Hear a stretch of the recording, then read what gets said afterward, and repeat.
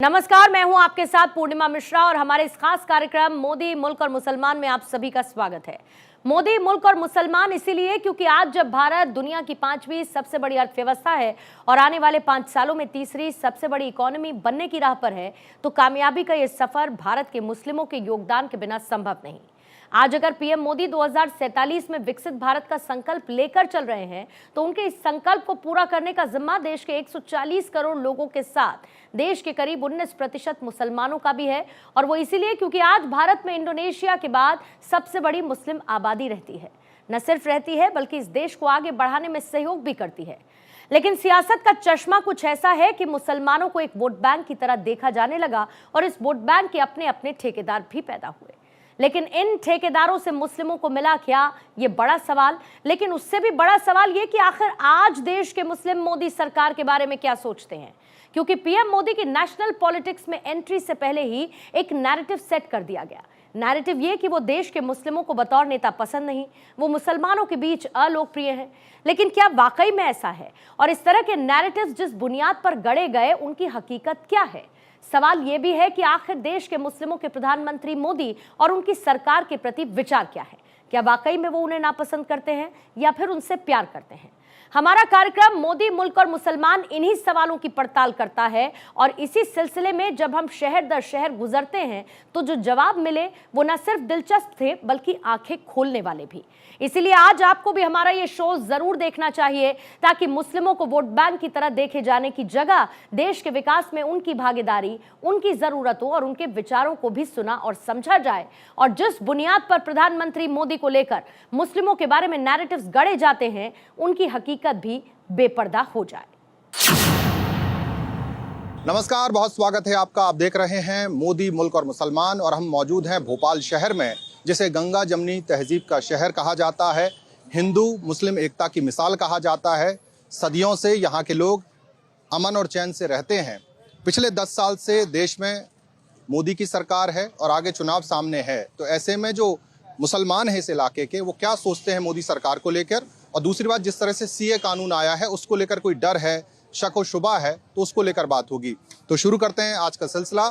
और बाग फरहत इलाका है, यहाँ पर हम बात कर रहे हैं। बड़ी बात है जिस तरह से मोदी जी की नीतियाँ या मोदी सरकार ने जो काम किया, एक मुसलमान के तौर पर कैसे देख रहे हैं? अभी तक की कहीं मध्य प्रदेश की किसी भी गवर्नमेंट ने जो काम नहीं किया है, जो यहाँ तक मोदी जी जब से 2014 से आए हैं, मतलब ये मान के चलिए इससे पहले कई मुसलमानों को लाभ मिला ही नहीं है। सारी योजनाएं जो है मोदी जी के आने के बाद ही सबको लाभ मिल रहा है। सबका साथ सबका विकास, कोई भेदभाव नहीं है और ना वैसे कोई दिक्कत है ना कोई परेशानी है। 2024 के चुनाव में भी चाहेंगे कि मोदी जी ही आए।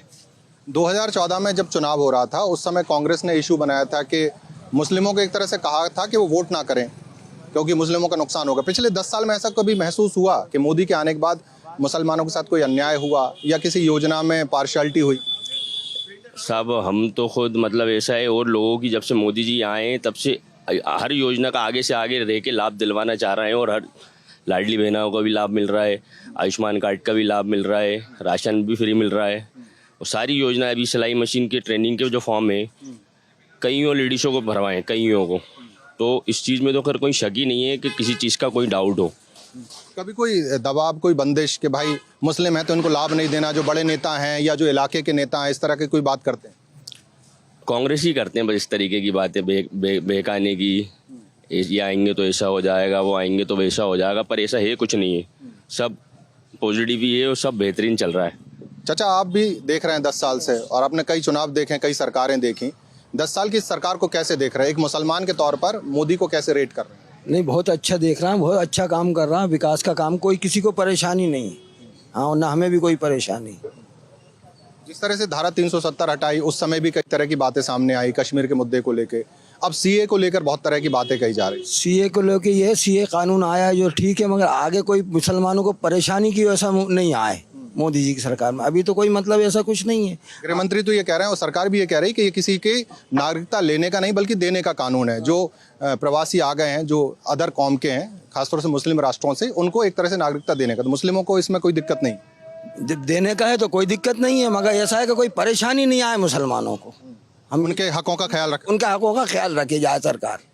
वो वैसे रख ही रही है सरकार, सब चीज़ का वो हो ही रही है, सबको हर चीज़ का फायदा हो रही है।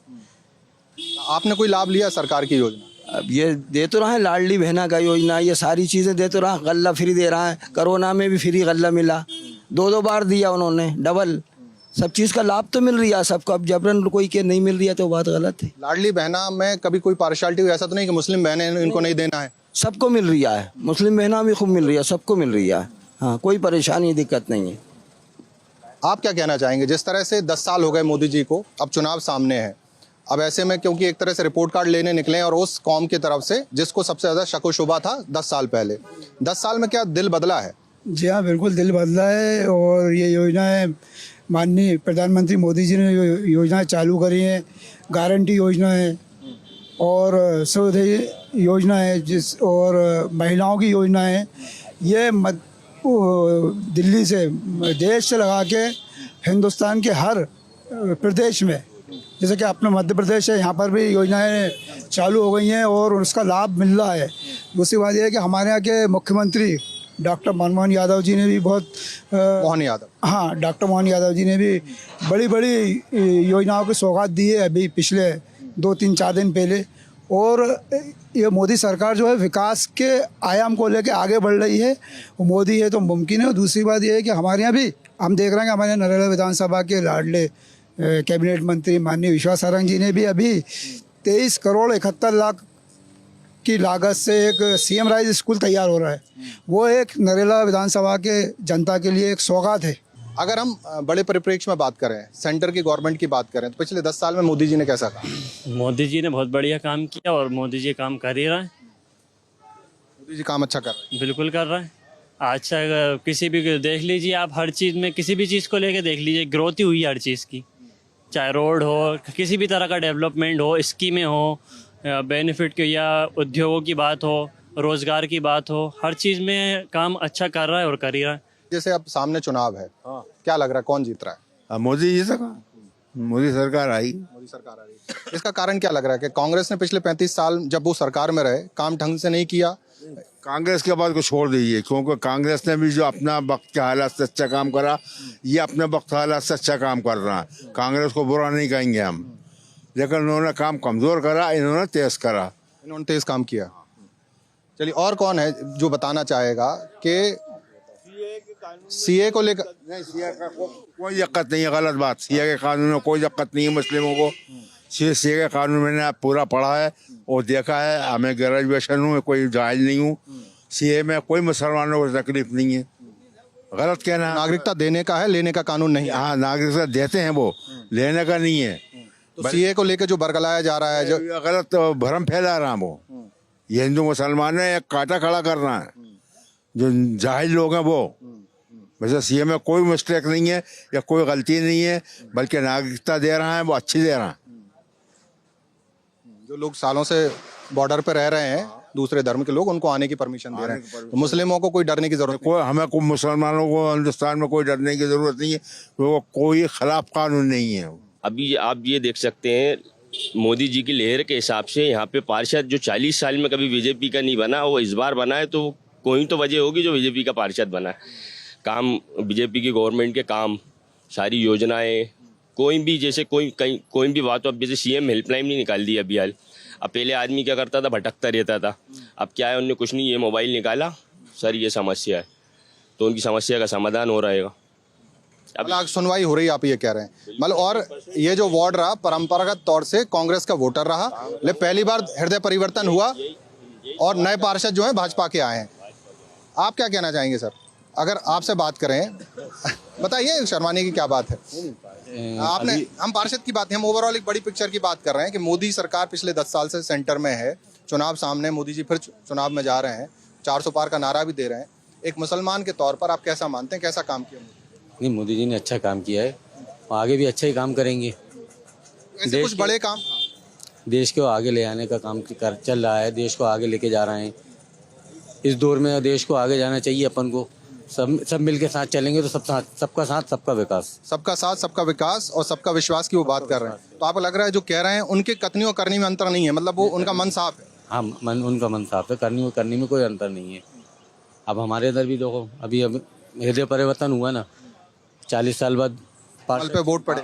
40 साल बाद बीजेपी पे वोट पड़े, कमल का पार्षद, कमल के डॉक्टर रेहान साहब आए और बम्पर उससे बोर्डिंग से आए, यानी दूसरों से जो पिछली बार से इस बार में बम्पर वोटिंग हुई है, तो बम्पर वोटिंग ऐसी नहीं हुई, दिल में परिवर्तन है, काम हो रहा है। और पार्षद साहब ने बनते के साथ ही काम करा, काम दिखा कि हाँ काम कर रहा है वो, ऐसा नहीं पार्षद बन के चले गए हों। पिछले 10 साल से मोदी की सरकार है और फिर चुनाव सामने है, क्या कहेंगे? मैं क्या कहूँगा साहब, बस यही कहूँगा, अगर आने वाली जो सरकार है अगर काम अच्छा चले तो फिर कोई शिकायत ही नहीं है, कोई भेदभाव नहीं है अपना। अगर मोदी जी आएंगे तो उस काम में अगर आगे बढ़ेंगे, मुसलमानों में ना भेदभाव होगा ना कुछ होगा, तो अच्छा काम करेंगे तो सभी। अभी तक कैसा काम किया? अभी तक तो 40 साल में जब कांग्रेस आई है अभी तक ना कुछ बदला है ना कुछ बदलेगा। अब जब बीजेपी का आने का ऑब्जेक्शन हो रहा है, वैसे भी मोदी जी ने बहुत अच्छे काम करवाए, ऐसा नहीं है मोदी जी ने अच्छे नहीं कहा। लाडली बहना का निकाला लाभ, लोगों को लोनों को दिया, गरीबों को दिया, सबका करा है, लेकिन ऐसा नहीं। मोदी जी आए हमें तो और अच्छा है, अगर वो आएंगे तो कांग्रेस आगे बढ़ेगी, क्या सरकार बनेगी अपनी, लोगों का अच्छा काम होगा। बस अपन यही निवेदन चाहते हैं, जो भी आने वाली सरकार हो बस काम अच्छा हो, काम होना ना चाहिए, भेदभाव हो ना किसी चीज़ में दिक्कत हो। तो भेदभाव नहीं होना चाहिए। जो बड़ी लाइन निकल के आ रही, जिस तरह से हम सीए को लेके बात कर रहे थे और वो चाचा जो थे वो उन्होंने कहा कि वो ग्रेजुएट हैं, वो समझते हैं चीज़ों को, तो ऐसे लोगों को समाज में और दिखाने की, बताने की, जताने की ज़रूरत है, जो सच्चाई जो सामने रख सके। देखिए सीए का मामला सामने आया है और सीए के लिए कांग्रेस पार्टी ने बहुत प्रोपेगेंडा खड़ा कर रहा था, बहुत भारी विरोध करा था उन्होंने। उसके बाद सीए लागू हो गया मोदी सरकार में, गजट नोटिफिकेशन होकर लागू हो गया। अब उसके बाद जो यहाँ हिंदुस्तान में बाहर के मुल्क के लोग रह रहे हैं उनको नागरिकता देने का कानून है, नागरिकता छीनने का कानून नहीं है ये। और मुसलमान जो भयभीत है, जो डरा हुआ सहमा हुआ है कि यार ये नागरिकता तो दे रहे हैं जिस क्राइटेरिया में जो लोग आ रहे हैं उनको, लेकिन मुसलमान उस क्राइटेरिया में नहीं है, वो अलग है, तो कहीं ऐसा नहीं हो उसके ऊपर अत्याचार हो, इस घबराहट में मुसलमान। तो ये डर है, ये डर मोदी जी की सरकार में जो है, मोदी गारंटी जो कह रहा है कि मोदी की गारंटी, तो इसमें भी हर हिंदुस्तान की गारंटी है उनके साथ कि वो किसी को कुछ होने नहीं देंगे। वो हमारे गृह मंत्री जी राजनाथ सिंह ने बोल दिया है कि यहाँ का मुसलमान, हाँ मिशन, कि भाई कि मुसलमान हिंदुस्तान में हिफाजत से रहेगा और हम उसकी रक्षा करेंगे। वो तो ये भी कह रहे हैं कि अगर हम पाकिस्तान ऑक्यूपाइड कश्मीर की बात करते हैं तो वहाँ का हिंदू भी हमारा, वहाँ का मुसलमान भी हमारा। अगर कश्मीर हम लेंगे तो वो मुसलमान भी हमारे ही मुसलमान। तो जब वहाँ की बात कर सकते हैं, ये तो है ही हमारे। देखिए कश्मीर का मामला जहाँ है कि वहाँ के मुसलमानों के ज़ुबान पे मोदी मैजिक चल रहा है, वहाँ कश्मीर के लोगों को राहत मिली है, जो अत्याचार होता था वो ख़त्म हो गया है। जो वहाँ पर एक कोई दूसरा मामला था आतंकवाद का, वो जड़ से ख़त्म हो चुका है मोदी सरकार में। 370 हटने से, जी, धारा 370 हटने से वहाँ का हिंदुस्तानी हर जाति का, चाहे वो कश्मीरी पंडित हो, मुसलमान हो, सिख हो, ईसाई हो, जो कौम के लोग वहाँ हैं वो सब बेनता खुश हैं और मोदी जी के साथ जाने के लिए 2024 के चुनाव में तैयार हैं।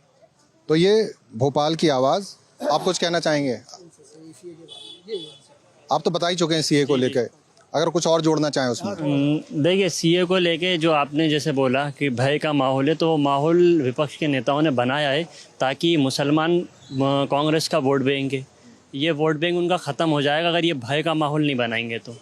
इसमें क्या है कि मैं समझता हूँ कि जागरूकता की ज़रूरत है। लोग जागरूक होंगे तो लोगों के जो दिलों में है एक ज़रा सी भी, वो सब ख़त्म हो जाएगी। उनको क्लियर हो जाएगा कि नहीं भैया ये किसी के कानून नागरिकता लेने वाला नहीं है, देने वाला कानून है ये। तो धारा 370 की बात की आपने, तो धारा 370 हटने से कश्मीरी और वहाँ के लोगों को उनका हक मिला है जो अभी तक नहीं मिला था। आज अपन भी वहाँ पे कुछ चीज़ खरीद नहीं सकते थे, तो आज अपन भी वहाँ पे कुछ भी प्लॉट हो, प्रॉपर्टी हो, वो भी अपन एसेट बना सकते हैं वहाँ पे। तो धारा 370 हटा, बहुत अच्छा वो हटा। और ये सीए का भी किसी को, कोई मुसलमान को वो करने की ज़रूरत नहीं, डरने की। तो ये भोपाल के मुसलमान की आवाज़ है, बहुत साफ है कि देखिए मोदी जी ने काम तो अच्छे किए हैं, सेंटर को लेकर उतनी नाराज़गी नहीं है, बल्कि एक तरह से प्लस में लोग हैं। और जो बड़ी बात है, जो सीए का मुद्दा हो, 370 की बात हो, उसको लेकर भारत का मुसलमान जैसे सोचता है, कुछ वैसा ही भोपाल का मुसलमान सोचता है। राष्ट्रवाद की जो बात है कि सीए में कोई डरने की ज़रूरत नहीं है। और मोदी और मुल्क मुसलमान की अगर हम बात करते हैं तो मुल्क का मुसलमान जो है मोदी के साथ है।